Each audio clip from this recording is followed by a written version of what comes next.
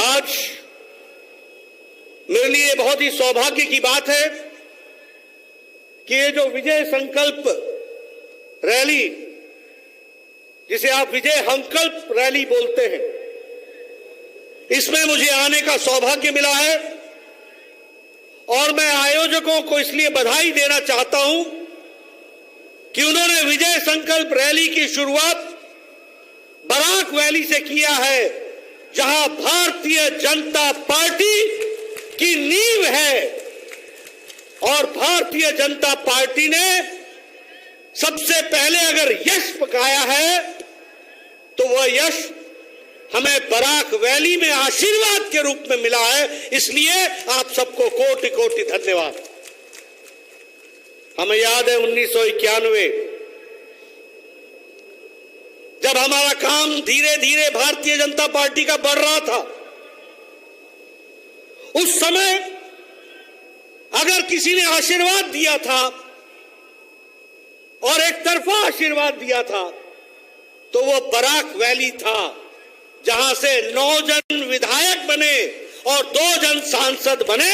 यह हमको ध्यान में रखना चाहिए। मित्रों, जब मैं असम में आया हूं तो मैं महान पुरुष संत श्रीमंत शंकर देव जी को, उनके शिष्य माधव देव जी को, हमारे अजान फकीर जी को जहां मैं नमन करता हूं, वहीं स्वतंत्रता सेनानी ताजी मैंड्रेन जी को, हमारे हेम बरुआ जी को नमन करता हूं और मैं याद करता हूं भूपेंद्र हजारिका जी को, हमारे जिन्होंने असम को एक पहचान देश में संस्कृति के दृष्टि से दी है। इन सबको मैं नमन करते हुए आगे बढ़ता हूं। मित्रों, मैं सबसे पहले तो असम की जनता को बधाई देना चाहता हूं और असम की सरकार को, सर्बानंद सोनोवाल जी को, हेमंत बिश्व शर्मा जी को, हमारे रंजीत दास जी को, पार्टी को बधाई देना चाहता हूं कि उन्होंने भारतीय जनता पार्टी को यशस्वी बनाया है और आगे बढ़ाया है। इसके लिए मैं बधाई देना चाहता हूं। एक सरकार और पार्टी मिलकर, मुझे खुशी है आपसे चर्चा करते हुए कि 2016 में सरकार बनी और भारतीय जनता पार्टी, फिर चाहे लोकसभा का चुनाव था, फिर चाहे उपचुनाव विधानसभा का था, फिर चाहे जिला परिषद का चुनाव था, फिर चाहे टेरिटोरियल काउंसिल का चुनाव था, फिर चाहे वो बोडो टेरिटोरियल काउंसिल का चुनाव था, फिर चाहे वो टीवा टेरिटोरियल काउंसिल का चुनाव था, या फिर नगर पालिका का चुनाव और पंचायत का चुनाव था, सभी ने आप लोगों ने भारतीय जनता पार्टी को आशीर्वाद दिया और कमल खिलाया है। इसके लिए मैं आपको बधाई देना चाहता हूं। मित्रों, ये छोटी घटना नहीं है। 2016 में हम सरकार में आए, 10 में से 9 लोकसभा की सीटें जीती। ये छोटी घटना नहीं है कि कोई चुनाव 2021 आ गया। सारे देश में आपकी, अगर मैं पंचायत की बात करूं तो 50% से ज्यादा वोट आया है।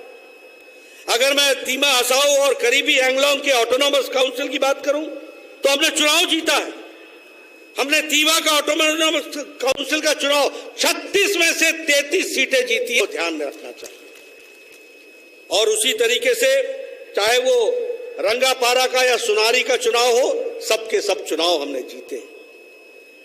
और खुशी की बात यह है कि यही तस्वीर देश की है। क्या जम्मू कश्मीर में लद्दाख, जम्मू कश्मीर के ऊपर लद्दाख, वहां का हिल काउंसिल का चुनाव हो, 26 सीटें में 16 सीटें भारतीय जनता पार्टी। अगर मैं जम्मू कश्मीर का चुनाव कहूं तो PDP, national conference of Congress, Gupkar के लोग सब इकट्ठा होकर के चुनाव लड़े, सबसे सिंगल लार्जेस्ट पार्टी जीत करके आई तो भारतीय जनता पार्टी आई जम्मू कश्मीर में। यह हमको समझना चाहिए। और तीनों को मिला ले तो वोट शेयर में हम आगे आ गए। यह है जम्मू कश्मीर के लोगों का भारतीय जनता पार्टी को आशीर्वाद। क्या गुजरात, क्या नॉर्थ ईस्ट, क्या लद्दाख, क्या कर्नाटक, हर सीट भारतीय जनता पार्टी ने जीती है। अभी अभी चुनाव हुआ गुजरात में, 8 में से 8 सीटें भारतीय जनता पार्टी। अभी कर्नाटक में चुनाव हुआ, 2 सीटें थी, दोनों की दोनों भारतीय जनता पार्टी। तेलंगाना में एक कंस्टिट्यूएंसी थी दुबाका, उस दुबाका के ऊपर मुख्यमंत्री की कंस्टिट्यूएंसी, उस दुबाका के नीचे मुख्यमंत्री के बेटे की कंस्टिट्यूएंसी, उनके रिश्तेदारों की कंस्टिट्यूएंसी। वहां भी दुबाका में धमाका हो गया और बीजेपी जीत गई। यह परिस्थिति आकर के खड़ी। अगर हम बात करें मध्य प्रदेश, 28 में से 22 भारतीय जनता पार्टी। अगर हम उत्तर प्रदेश की बात करें तो 8 में से 7 सीटें भारतीय जनता पार्टी। और अगर हम बिहार की बात करें तो सबसे बड़ा स्ट्राइक रेट और सबसे ज्यादा सीट लाने वाली भारतीय जनता पार्टी। यह परिस्थिति आकर के खड़ी। अगर हम नॉर्थ ईस्ट की बात करें, मणिपुर में 5 में से 4 सीटें भारतीय जनता पार्टी। अगर हम अरुणाचल प्रदेश की बात करें तो 241 सीटों में 190 सीटें भारतीय जनता पार्टी अरुणाचल प्रदेश। और अगर मैं ईटानगर के म्युनिसिपल कमेटी कॉर्पोरेशन की बात करूं तो भारतीय जनता पार्टी। अगर मैं पासीघाट के म्युनिसिपल कमेटी की बात करूं तो भारतीय जनता पार्टी। सारे देश में भारतीय जनता पार्टी कमल का निशान खिल रहा है। अभी राजस्थान के चुनाव में कहते थे किसान का आंदोलन चल रहा है, चुनाव पंचायत के थे, किसानों ने एक तरफा आशीर्वाद राजस्थान में भारतीय जनता पार्टी को दिया। यह हमको ध्यान में रखना चाहिए। सिलवासा में चुनाव हुआ, वहां भी भारतीय जनता पार्टी। गोवा में चुनाव हुआ, भारतीय जनता पार्टी। 40 में से 30+ सीटें भारतीय जनता पार्टी लेकर के आ गई। इसलिए मित्रों, मोदी जी के नेतृत्व में टीम इंडिया, सारे बीजेपी एक साथ लगकर और सारे देश में मोदी जी को आशीर्वाद देने के लिए भारत की जनता आतुर है। इस बात को हमको समझना चाहिए। मित्रों, अगर मैं आसाम की बात करूं तो मैं आपको यह बताना चाहता हूं, आसाम की संस्कृति, असम की भाषा, अहम की भाषा, अहम का अपना अस्तित्व, इन सारी चीजों को संभाल के रखने का काम भारतीय जनता पार्टी का है। भारतीय जनता पार्टी ने हमेशा संभाल के रखा है। इसको हमको ध्यान में रखना चाहिए। अहम की संस्कृति, अहम की भाषा, ये सबको हमेशा अगर किसी ने तवज्जो दी है तो वो भारतीय जनता पार्टी ने दी है। यहां के अधिकारों के बारे में भी चर्चा हुई तो उसके प्रति भी अगर संवेदना रखी है तो वो भारतीय जनता पार्टी ने रखी है। इस बात को समझना चाहिए। ये असम का आंदोलन जब चल रहा था तो इसको देशव्यापी बनाने में सबसे पहले अगर किसी ने आवाज उठाई थी तो भारत रत्न श्रीमान अटल बिहारी वाजपेयी जी ने पार्लियामेंट के अंदर और पार्लियामेंट के बाहर आवाज उठाई। सारे देश में इस नारे को गुंजाया था, श्रीनगर हो या गुवाहाटी, अपना देश अपनी माटी। केरल हो या गुवाहाटी, अपना देश अपनी माटी। और असम आंदोलन के साथ सारे देश में भारतीय जनता पार्टी सदा सदा खड़ी रही। इसको हमको समझना चाहिए। असम की भाषा बहुत ही अच्छी भाषा और इसको संभाल करके रखने की जिम्मेवारी हम सब की है, जिसको हम लोगों ने किया है। और असम को देश में भी स्थान देने की बात आई तो वो हमेशा एनडीए की सरकार रही है। फिर चाहे वो भारत रत्न देना हो भूपेंद्र हजारिका जी को तो नरेंद्र मोदी जी की सरकार आती है। अगर हमारे लोकप्रिय गोपीनाथ बोरदोले जी को देना हो तो वो अटल जी की सरकार होती है जो भारत रत्न से सम्मानित करती है। इसलिए असम की संस्कृति, असम का नेतृत्व, असम के अस्तित्व को अगर किसी ने पहचाना और उसको देश में स्थान देने का काम किया है तो वो एनडीए की सरकारों ने किया है। बहुत शांति तरीके से लोगों का विकास के लिए हम काम करते रहे। यहां 6 कम्युनिटीज, 6 प्रजातियां जिनको हम लोगों ने एसटी का स्टेटस दिया, लेकिन एसटी के स्टेटस देने में किसी का हक नहीं छीना, उनका हक बरकरार रखते हुए इनको भी एसटी का स्टेटस दिया। फिर चाहे वो मोरन हो, मोटोक हो, कुछ राजवंशी हो, ताई अहोम हो या फिर आदिवासी टी ट्राइब्स के लोग हो। आपने कभी देखा कि कांग्रेस सरकार ने हिम्मत की? कभी इन लोगों के बारे में सोचा? कभी इस तरीके की बातचीत की? इसको रखने का काम अगर किया तो वो भारतीय जनता पार्टी की सरकार ने किया। बोडो आंदोलन पिछले 50 साल से चल रहा है। मैं सही बोल रहा हूं? 50 साल से चल रहा है कि नहीं चल रहा? क्या यह सच्चाई नहीं थी कि 4000 से ज्यादा जानें चली गई? लेकिन मुझे खुशी है कि बोडो अकॉर्ड की दृष्टि से सारे नेशनल डेमोक्रेटिक फ्रंट बोडोलैंड के लोगों ने अपने हथियार रख दिए और असम की जो टेरिटोरियल इंटीग्रिटी थी उसको भी टेरिटोरियल इंटीग्रिटी को बचा करके बोडो अकॉर्ड करके उनको मुख्य धारा में लाने का काम किया और इसके साथ साथ 1500 करोड़ रुपए उनको बोडोलैंड के लोगों को ठीक से स्थापित करने के लिए देने का काम किया। अगर हम बात करें, हमारे पड़ोस की जगह है त्रिपुरा। लंबे समय से ब्रू रियांग की झगड़ा चल रहा था, इसको भी सुलझाने का काम किया तो मोदी जी की सरकार ने इसको सुलझाया और हमारे गृह मंत्री अमित शाह जी ने इसको नीतिगत फैसले तक ला करके 600 करोड़ रुपए दे करके भी और ब्रू रियांग के लोगों को 36,000 इंटरनली डिस्प्लेस्ड फैमिली को ठीक से बसाने का काम किया है। बॉर्डर का लैंड डिस्प्यूट, ये लैंड स्वैप, ये भी अगर हुआ, असम की जनता इससे दुखी थी। घुसपैठ के चांस थे।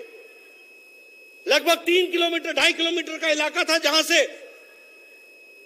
जहां रुकावट नहीं हो पाती थी, लेकिन जमीन का स्वैप करके इसको भी अमली जामा पहनाने का काम भारतीय जनता पार्टी की सरकार ने किया। स्मार्ट फेंस प्रोजेक्ट लगा करके असम की जनता को घुसपैठ से बचाने का काम, इसको भी भारतीय जनता पार्टी की सरकार ने किया है।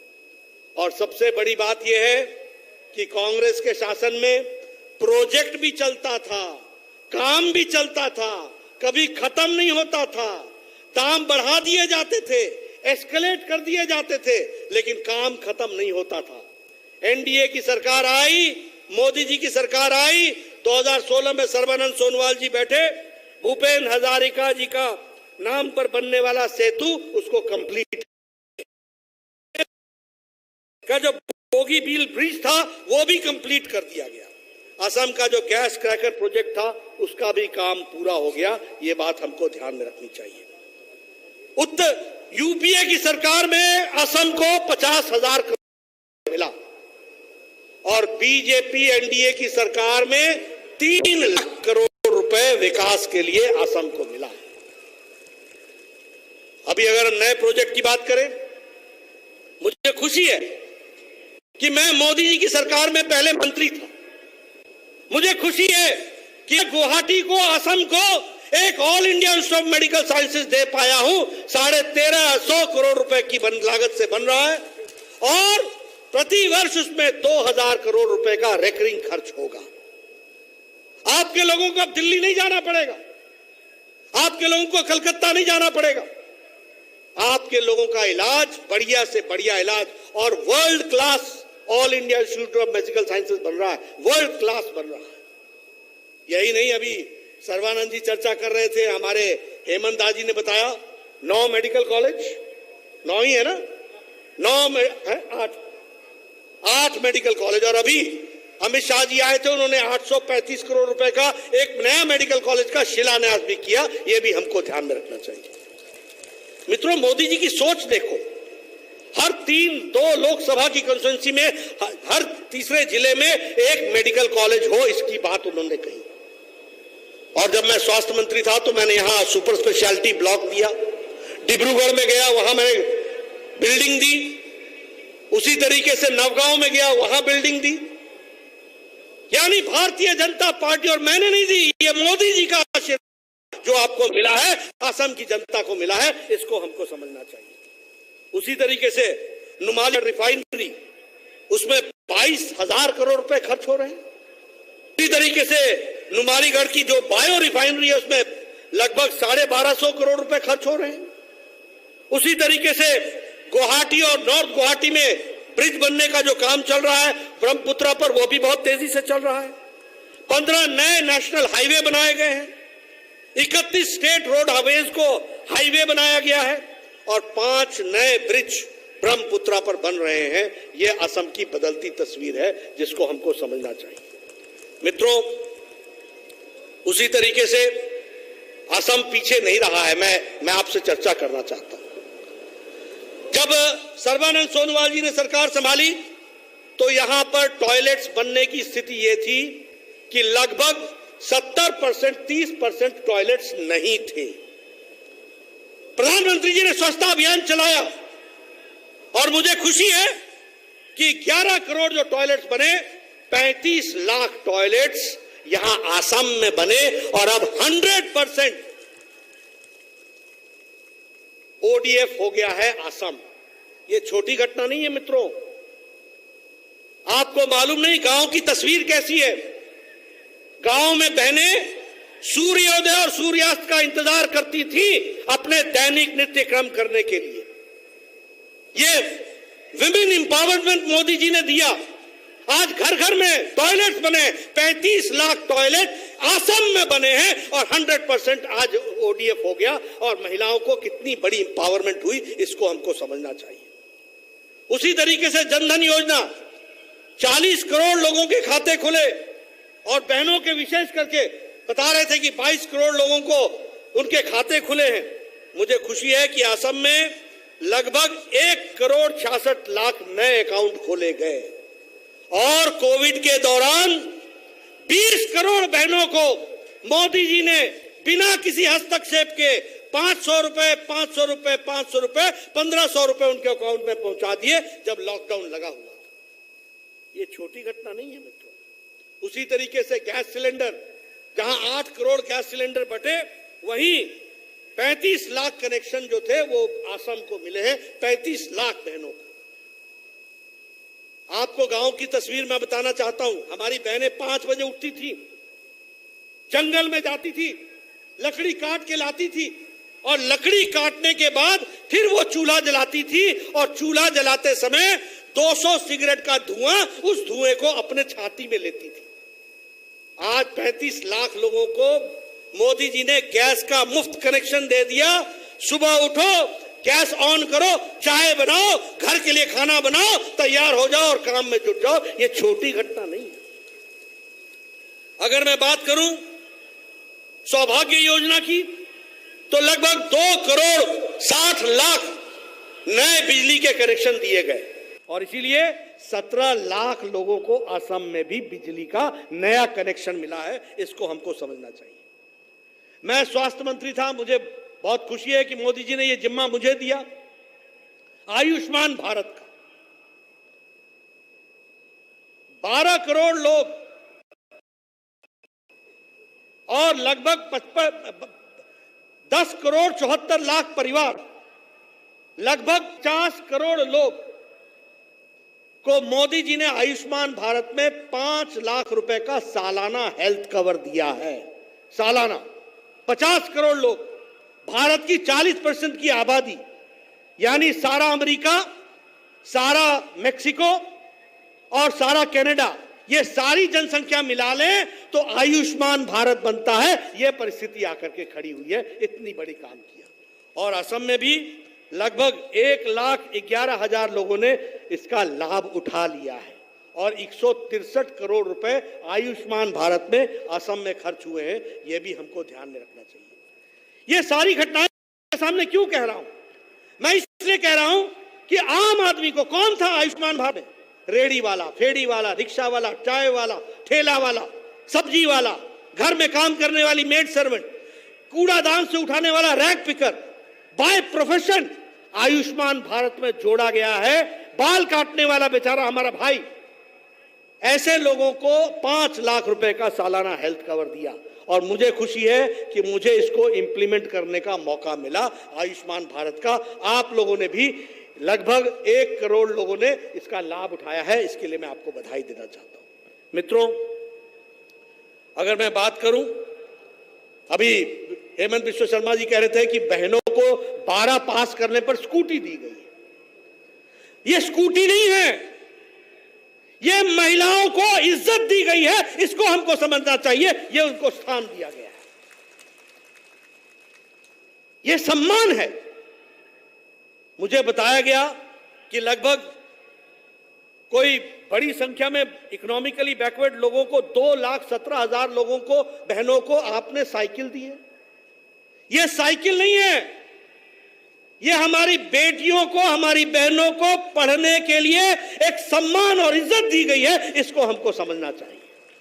यह है बदलता भारत मोदी जी के जमाने में, और यह है सर्बानंद सोनोवाल जी, डबल इंजन की सरकार। मोदी जी ने पैसा दिया, इन्होंने उसको आगे बढ़ाने का काम किया। इस बात को हमको ध्यान में रखना चाहिए। इसलिए मैं आप सबसे यह निवेदन भी करता हूं, अभी मुझे बताया गया यहां कांग्रेस के जमाने में लाखों लोग ऐसे थे जिनको पता ही नहीं था, उनकी जमीन होकर के वो जमीन के अधिकारी नहीं थे।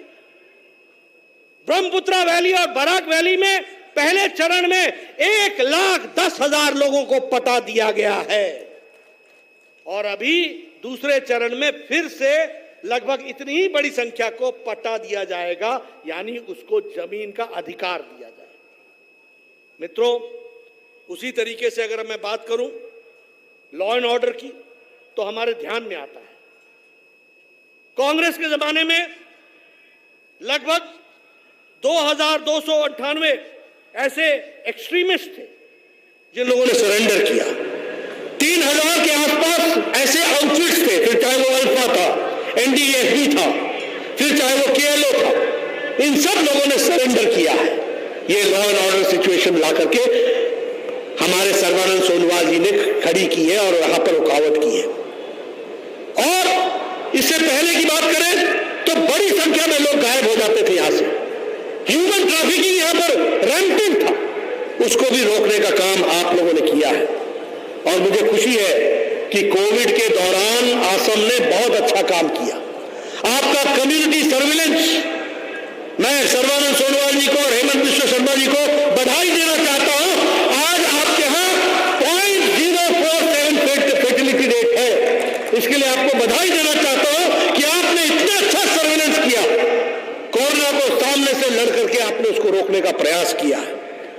उसी तरीके से फिर चाहे वो असम चाय बागान में धान पुष्कर मेला हो, फिर चाहे वो रीडिजाइन स्वामी विवेकानंद का यूथ एम्पावरमेंट मिशन हो, सारे कार्यक्रमों को आपने बहुत अच्छे तरीके से किया। और ऐतिहासिक जो आपने बोडो अकॉर्ड किया और यहां शांति लाई और असम की टेरिटोरियल इंटीग्रिटी बचाकर बोडोलैंड को स्थापित करने के लिए जो शांति लाई है, उसके लिए गृह मंत्री जी और प्रधानमंत्री जी जिन्होंने इसको पूरा आशीर्वाद दिया, और गृह मंत्री जी ने अक्षरशः किया, और यहां सर्बानंद सोनोवाल जी और बाकी लोगों ने उसको इंप्लीमेंट करके दिया, इसके लिए हम आपको बधाई देना चाहते हैं। मित्रों, मैं आपसे एक बात और निवेदन करना चाहता हूं। आत्मनिर्भर भारत में असम को आगे बढ़ना है। बैम्बू इंडस्ट्री यहां की बड़ी फेमस है, उसको आगे बढ़ाना है। वोकल फॉर लोकल हमको बनना है। टी इंडस्ट्री के दृष्टि से हमको आगे बढ़ना है। उसी तरीके से जूट में जो हम तीसरे नंबर के प्रोड्यूसर हैं, हमको उसमें भी आगे बढ़ना है। और उसी तरीके से पेट्रोलियम गैस में भी हम तीसरे पोजीशन पर हैं, उसको भी हमको आगे बढ़ाना है। इसको, इन कामों को हमको आगे लेना है। मित्रों, अगर मैं कांग्रेस की बात करूं तो 15 सालों में कांग्रेस ने क्या किया? लगभग 2,155 सिविलियन और 284 सिक्योरिटी पर्सन्स ने अपनी जानें गंवाई। ये कांग्रेस पार्टी के समय में हुआ। लगभग 1200 लोग किडनैप हुए, 51% लोग बिना बिजली के थे, और 56% बहनों जो थी वो बगैर टॉयलेट्स की थी। ये कांग्रेस का राज था, जिसको 100% करने का काम भारतीय जनता पार्टी के कार्यकर्ताओं ने किया, भारतीय जनता पार्टी के नेताओं ने किया, मोदी जी के आशीर्वाद से किया। मैं आपको एक बात बताने आया हूं, यह विजय संकल्प रैली है। इस विजय संकल्प रैली में हमने संकल्प लेना है। और मैं जो ये भीड़ देख रहा हूं, मैं जो ये उत्साह देख रहा हूं, मैं जो आपके मन में तड़प देख रहा हूं, आप इंतजार कर रहे हैं कि जैसे ही चुनाव आता है एक मौका और दो और भारतीय जनता पार्टी को आगे बढ़ाओ। इस बात को हम कहना चाहते हैं। BJP plus 100 plus, BJP plus 100 plus, हमको उस ओर आगे बढ़ना है। मुझे पूरा विश्वास है, आपका जो मैं उत्साह देख रहा हूं, मैं रास्ते में आ रहा था, लोग खड़े होकर के जिस प्रेम के साथ हाथ हिला रहे थे, मुझे हाथ हिलाने में ही कितना इलेक्ट्रिक है पता चल जाता है, कितना करंट है पता चल जाता है। ऐसे अगर हाथ हिले ना तो समझ जाओ टाटा हो रहा है, और जब ऐसे से हिले ना तो समझो करंट है। तो मैंने देखा करंट है, लोग जवाब दे रहे हैं, लोग मोदी जी को आशीर्वाद देना चाहते हैं, लोग भारतीय जनता पार्टी को फिर से सरकार बनाना चाहते हैं। मैं आपको बड़े विश्वास के साथ कहना चाहता हूं कि असम में भी हम दोबारा आएंगे, आपके आशीर्वाद से आएंगे, आपकी ताकत से आएंगे। विजय संकल्प रैली हमारी होगी। मैं पुनः हमारे टीम को, सर्बानंद सोनोवाल जी को, हेमंत बिस्वा शर्मा जी को, हमारे रंजीत दास जी को बधाई देना चाहता हूं। बहुत अच्छा काम इन्होंने किया है। सरकार और पार्टी ने मिलकर के चीजों को बहुत तेजी से आगे बढ़ाया है और बदला हुआ आसाम मुझे दिखता है। मैं पहले भी आसाम घूमता था, 6-6 घंटे लग जाते थे सड़क पर, गड्ढे में सड़क या सड़क में गड्ढा मालूम नहीं।